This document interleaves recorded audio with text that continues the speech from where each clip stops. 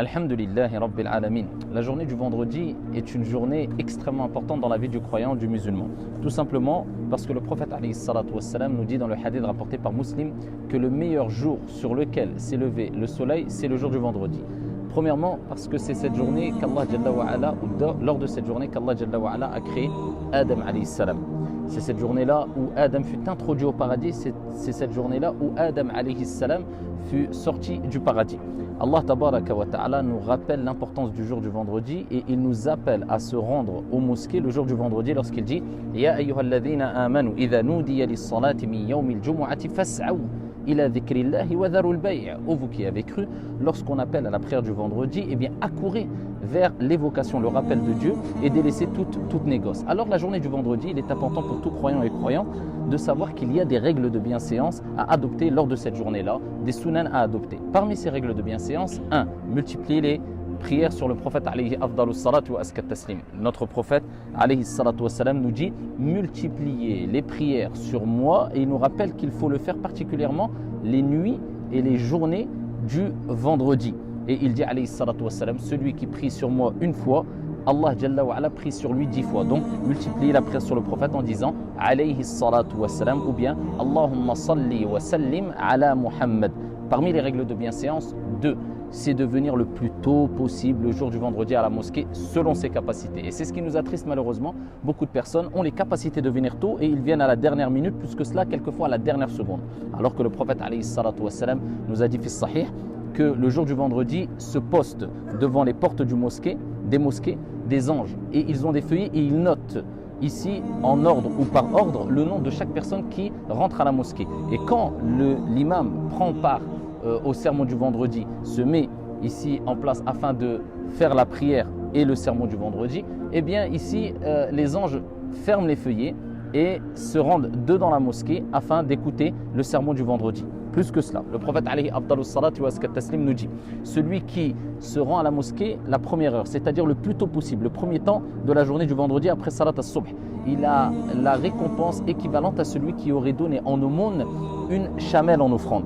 Celui qui se rend à la mosquée le deuxième temps, il a en aumône ou en récompense l'équivalence de celui qui aurait donné en offrande une vache. Celui qui se rend le troisième temps, il a comme récompense ici ce qui correspond à celui qui aurait donné en offrande un bélier. Celui qui se rend au quatrième temps, il aura comme récompense ce qui est équivalent à celui qui aurait donné ici en offrande une poule.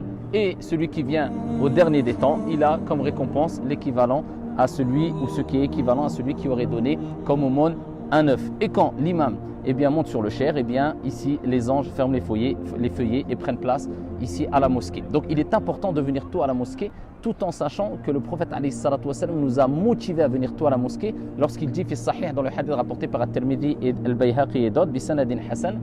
Il nous dit toute personne qui se lève tôt et qui vient tôt à la mosquée en ayant effectué les grandes ablutions et en ayant été à la mosquée en marchant selon ses capacités sans prendre sa monture et qui rentre dans la mosquée, qui s'approche de l'imam et qui se concentre, il aura comme récompense pour chaque pas effectué quand il s'est rendu à la mosquée ce qui correspond à un an de jeûne et un an de qiyamul layl, prière de la nuit. Troisième des choses, parmi les choses à faire le jour du vendredi et qui est accessible à toutes et à tous, c'est lire Suratul Kahf, la sourate, la caverne.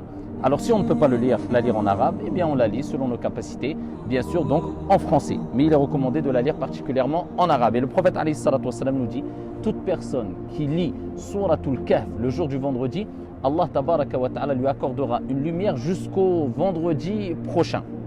Parmi les choses à faire le jour du vendredi aussi, c'est multiplier les invocations.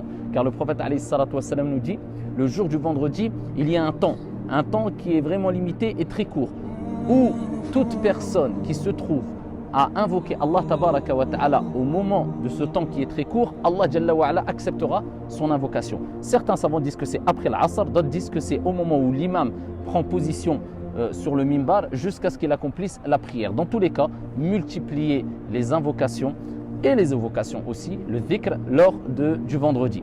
Parmi les choses à retenir pendant le jour du vendredi, c'est qu'il est impératif de délaisser certaines mauvaises habitudes. Parmi ces mauvaises habitudes, c'est de parler ou de se consacrer à des futilités. Le prophète alayhi salatu wassalam a vu une personne dans le hadith rapporté par Ahmed.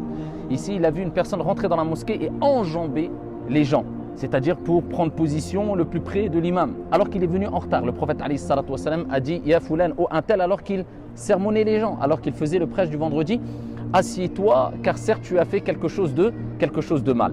Parmi les choses qui sont à délaisser aussi le jour du vendredi, eh bien, c'est les futilités qui vont te déconcentrer, comme le fait de parler, ou ne serait-ce que de dire à ton frère ou à ta sœur « tais-toi », garde le silence. Le prophète alayhi salatu wassalam nous dit, le jour du vendredi, alors que l'imam fait le prêche, toute personne qui dit à son frère « tais-toi », eh bien, il aura prononcé une futilité. Et dans un autre hadith, toute personne qui a prononcé ou commis une futilité lors du vendredi, il n'a pas de Jumu'ah. C'est-à-dire que la prière est acceptée, Inch'Allah, mais il perd toute la récompense du vendredi. Donc dès que l'imam commence le sermon, il est interdit de discuter, de parler, de jouer avec son téléphone ou autre chose, strictement interdit. Et celui qui le fait, eh bien, il a perdu la récompense du vendredi.